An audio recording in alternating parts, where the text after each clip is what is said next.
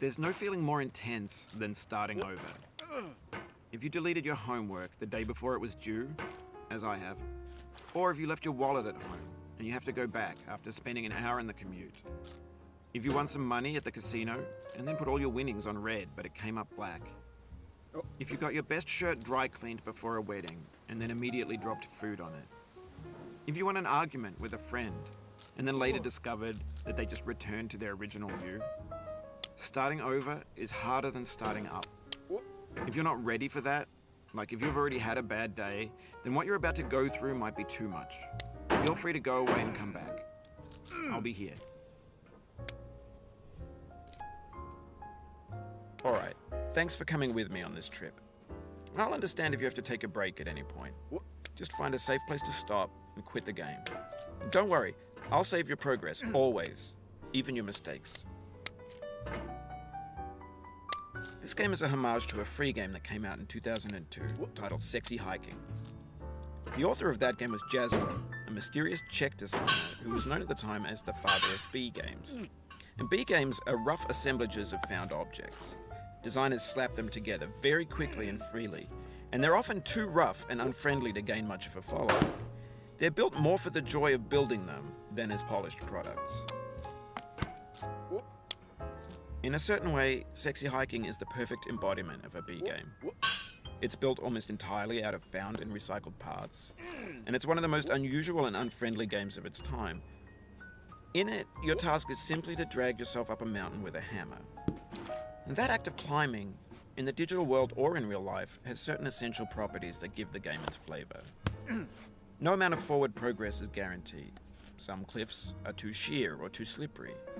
And the player is constantly, unremittingly in danger of falling and losing everything.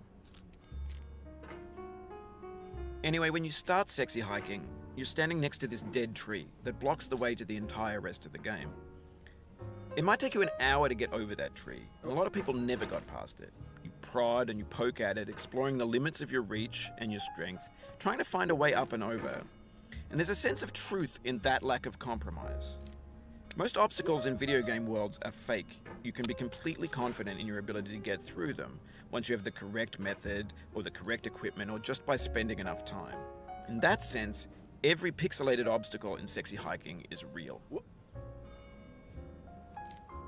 The obstacles in Sexy Hiking are unyielding, and that makes the game uniquely frustrating. But I'm not sure Jazzuo intended to make a frustrating game. The frustration is just essential to the act of climbing, and it's authentic to the process of building a game about climbing. A funny thing happened to me as I was building this mountain. I'd have an idea for a new obstacle, and I'd build it, test it, and it would usually turn out to be unreasonably hard. But I couldn't bring myself to make it easier.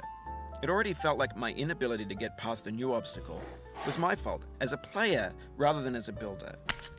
Imaginary mountains build themselves from our efforts to climb them, and it's our repeated attempts to reach the summit that turns those mountains into something real. When you're building a video game world, you're building with ideas, and that can be like working with quickset cement. You mold your ideas into a certain shape that can be played with, and in the process of playing with them, they begin to harden and set until they're immutable, like rock. And at that point, you can't change the world. Not without breaking it into pieces and starting fresh with new ideas.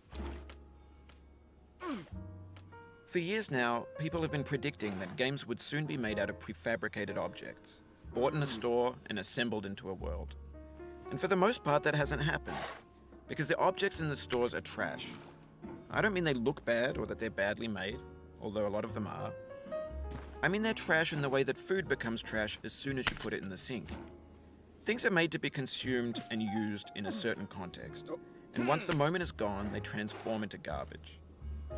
In the context of technology, those moments pass by in seconds. Over time, we've poured more and more refuse into this vast digital landfill that we call the internet. It now vastly outnumbers and outweighs the things that are fresh and untainted and unused. When everything around us is cultural trash, trash becomes the new medium, the lingua franca of the digital age. And you can build culture out of trash. But only trash culture. B games, B movies, B music, B philosophy. Maybe this is what digital culture is. A monstrous mountain of trash, the ash heap of creativity's fountain. A landfill with everything we ever thought of in it. Grand, infinite, and unsorted. There's 3D models of breakfast, Gen X's fanfic novels, Scan magazines, green screen Shia LaBeouf, banned snuff scenes on LiveLeak.